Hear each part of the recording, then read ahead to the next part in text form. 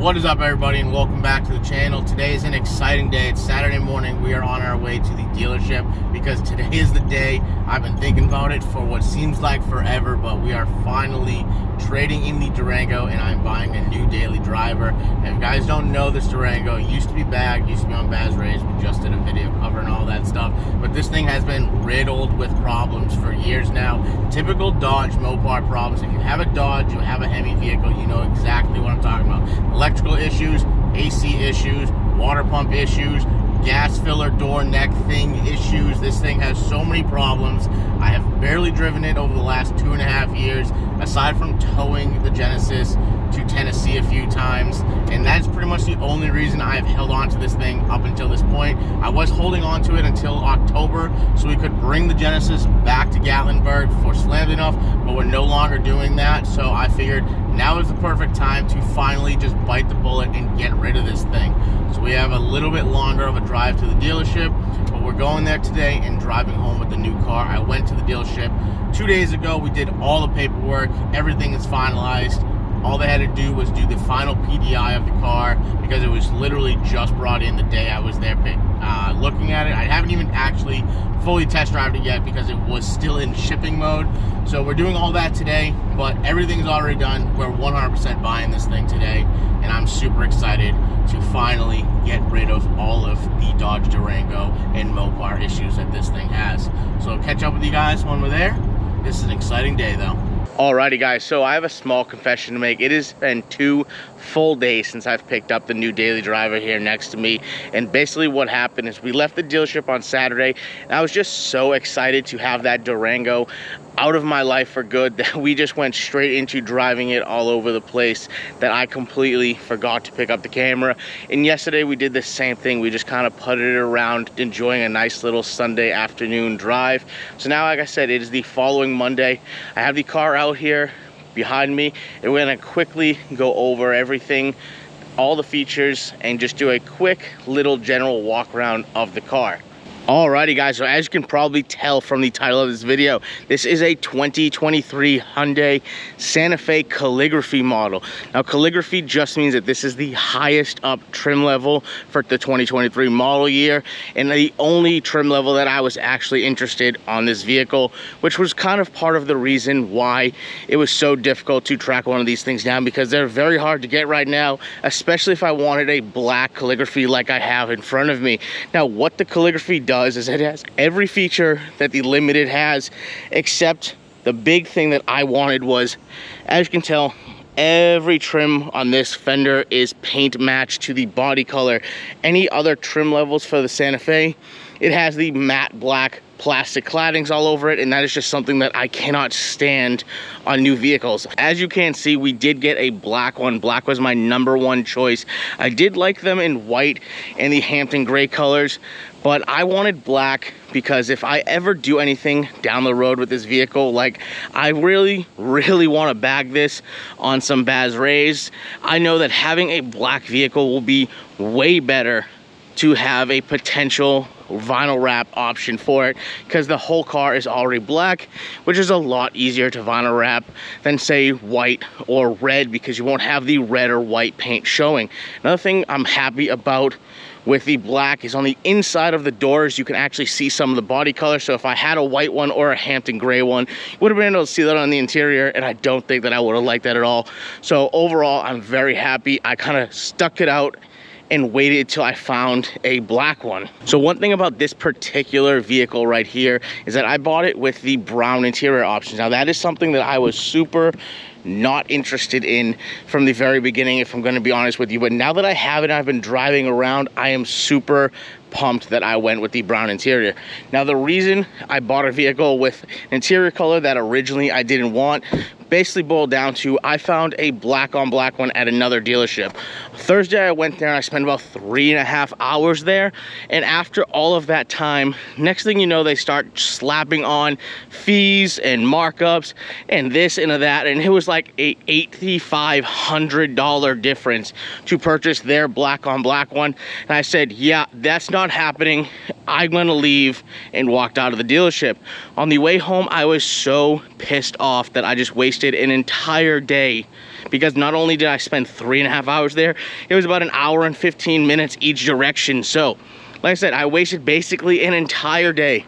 I was super pissed off, so I ended up calling the dealership with this car, and it literally just had rolled off the truck like maybe an hour earlier. So I said, listen, I just had a terrible experience at another dealership, have a trade-in, it's late, I want to buy a car today. If you guys are willing to let me check out the interior and give me a good price, I will come down and buy the car from you guys today. So fast forward, drove to the dealership. They gave me a great price. I looked at the interior. I said, this thing actually looks a lot better in person than it does in pictures. They gave me a fantastic deal, if I'm being honest with you. The car had literally just rolled off the truck. It wasn't even PDI'd. It was still in shipping mode. So all we were able to do was put it around the parking lot, but after that, like I said, they gave me a fantastic deal, not only on the price of the car, but on my trade-in. I actually did get this car for under MSRP, which right now, that is absolutely fantastic. So, like I said, that is how I ended up with the brown interior, but I'm super happy I did because I am absolutely loving it. It just looks so cool from the outside looking in, especially when the ginormous sunroof is open and you can see the sunlight shining on that brown interior. Alrighty guys, so back in the driver's seat, you can see a nice little glimpse of the digital dash, the steering wheel, and the center console screen right here. Now this is a Palisade style center console versus like the Tucson or Santa Cruz style center console. So this is all the buttons. These are physical buttons, something that I actually really loved, because when you're driving, those little touchscreen buttons are kind of annoying. The Durango was all touchscreen and it kind of always bothered me. Now this right here is the view that really sold me on the brown interior, because looking at the dash, it just kind of looks like a beach or a desert kind of thing, and it was just like peaceful, made me happy looking over there. It was just a little bit more interesting than just say an all black single color dash. Now speaking of the light interior, one thing that does kind of worry me is right here that the door cards are the light leather color. Now, if I am getting in and out of the car after a day in the garage and my arms or elbows are dirty, touching the door cards is going to be one spot that gets the dirtiest. So that's just something that I need to be mindful of going forward. Another thing I do like about the Calligraphy is that you get the nice diamond stitching in the backs of the seats, and it's also on the second row interior. Speaking of second rows, that was one of the biggest selling points of the Santa Fe for me, because I've been trying to figure out what vehicle I wanted to replace the Durango with for literally 2.5, maybe even 3 years at this point. I went all the way all over the spectrum to buying a pickup truck, buying another Durango. I looked at all different SUVs. I looked at a GMC Acadia. I really heavily considered a Hyundai Palisade limited model, but unfortunately with the limited and the Calligraphy trims, you could not get a second row bench. Now a second row bench is something that I think is absolutely key. I have no need for a third row seating. I want the third row to be as big, or the cargo area, not a third row specifically. I want the back cargo area as big as I can possibly get and still have a second row bench, because the bench blocks any of the cargo in the back of the car from flying forward when you're driving and stopping. It kind of gives it a nice little sound barrier as well. And then on top of that, when I'm carrying wheels and tires for the Genesis around to the shop, I don't want a ginormous hole because I have 2 captain's chairs in the second row. So a second row bench was something that I absolutely did not want to compromise, and that is the ultimate reason why I did not buy a Hyundai Palisade. Now, I had no idea that the Santa Fe's were as big as this thing actually is. This thing is the size of a Palisade. It is just like 6 to 8 inches shorter. I've got the actual dimensions. I believe it's 8 inches shorter. Now, I was trying to originally buy a 2021 or newer Dodge Durango, but the markups and the pricing and the dealerships are just so miserable, on top of all of the problems that those things have. And then not even to mention that that is still the same vehicle that they came out with in 2009. They just keep putting new front bumpers on the thing and changing a couple of fucking features in the interior. Like it pisses me off just thinking about it, and that is why I did not buy another Durango. So like I said, I was looking up more Hyundai vehicles because I absolutely love my Genesis, and found out that the Santa Fe Limiteds and Calligraphies came with the 2.5 turbo, and I was like, that is an absolute sweet engine. It's basically a bigger version of essentially what is in the Genesis Coupe that I have. And then the other selling feature, like I said, is that this is a 2-row SUV only. A Kia Sorento, which is the same size as this, is a 3-row, but the Santa Fe specifically are only 2 rows, which means they always have a second row bench. And that is quite literally the one feature that absolutely sold me on one of these cars. Alrighty, so now that we're on the highway and driving, I can kind of go over some of my favorite features and what was ultimately one of the biggest selling points about buying a new Hyundai vehicle. Now, like I said, I was looking at the Palisades and it has all of the features that this one does as well. Now, the biggest and best thing is the self-driving mode. Now, this isn't anything like a Tesla where it will literally self-drive everything. And when you take your hands off the steering wheel, as you can see, this thing is turning, braking, and doing everything for me right now, but it does have a time limit. So when you take your hands off the wheel, just like you see right there, after I believe 15 to 20 seconds, it does come up as a reminder for you to put your hands on the steering wheel to reset it. Now, the way around that is if you just loosely place your hand on the steering wheel and keep it there, it will turn, brake, and do everything for you, and you won't get that little reminder on the screen. But it is nice to be able to take your hands off the steering wheel when you're trying to like change the radio, do something in the navigation, drink your iced coffee, anything like that, and you know that the vehicle will correct you if the car starts drifting. So like I said, once again, there's the menu because I had my hand off the steering wheel. You got to put it there to reset it, and then you can just loosely drive the vehicle like this and it'll keep that notification from coming on. Now, another thing that I do have on right now, which is super awesome, is the adaptive speed control. So now I have the cruise control set at 70 miles an hour right now, and we're going 70 because we have an open road in front of us. But if a car got in front of me, the car would be able to sense a vehicle in front of us and then slow down my speed to match the vehicle's speed in front of me. Now, I tested this thing out like crazy yesterday in traffic, and it brought the car from 75 all the way down to 16 and then back up to 75 miles an hour.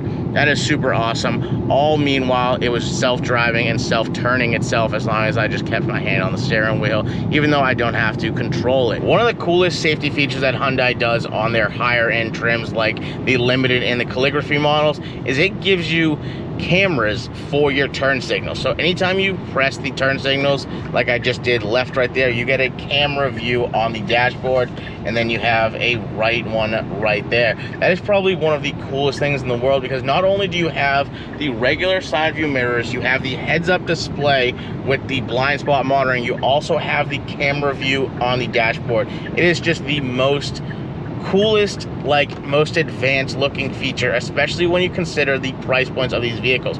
Like I mentioned earlier, this is a Calligraphy model, so it is the highest trim level you can get in the Santa Fe, and this thing was only $45,000 out the door. And I said I did pay slightly under MSRP for this thing, which is absolutely incredible in today's market. One other feature that I think I should definitely point out is the massive panoramic sunroof you can see behind me. Now, I'm gonna be honest with you, I'm somebody who doesn't normally like the massive sunroof things because I just feel like it lets in way too much sunlight and heats the interior up like crazy.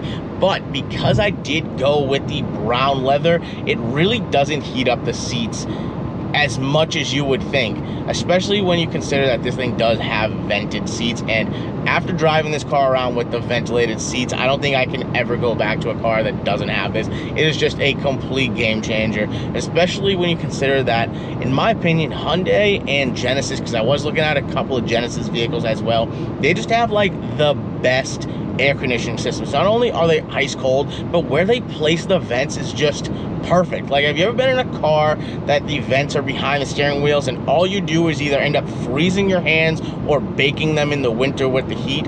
And that is just something that is absolutely avoided in the Genesis and Hyundai lineup. Alrighty guys, so with all that being said, I think I'm going to end up wrapping this video up. I don't want to make this too long of a video and do in like a full walk around thing. I had no intention of doing that, but like I said, I'm just so excited to have this car and have that Durango out of my life, because that thing has just been a headache and a half for so long. And I just want to do a quick overview of some of the coolest features about this car. Maybe after like a week or a month or so, I'll do an update on everything I like and dislike, because there are some things about this car that I have figured out, a little like quirks that I'm not super pumped about, but I don't really not like them, just like the way the cup holders are, the dash layout, stuff like that. But I don't know if that does sound like something that I want to do in like a week or 30 days or whatever, an update on how I'm loving this thing so far, I will do that. But like I said, I don't want to make this video too long. I'm just excited to finally have a new daily driver. But we're gonna wrap this up here, so peace out, and I'll catch you on the next one. So it's later on that same day, starting to get dark. I had to come here to get a thumbnail video because I forgot to get one earlier. Then that reminded me, I forgot to mention one of the coolest, probably most unnecessary, but still gangster features that this thing has. If you can't tell, this thing is remote started, and if you press the button on the remote, this thing will self-drive for you. It's used so you can get in and out of parking spots if somebody was to park next to you, but as you can see, I'm walking next to this thing and it's just driving itself forward and then backwards, just like that. I don't know why this is necessary. Actually, I do know why it's necessary if you're in a parking spot and somebody parked too close to you, but hey, it's cool nonetheless. Peace out, guys.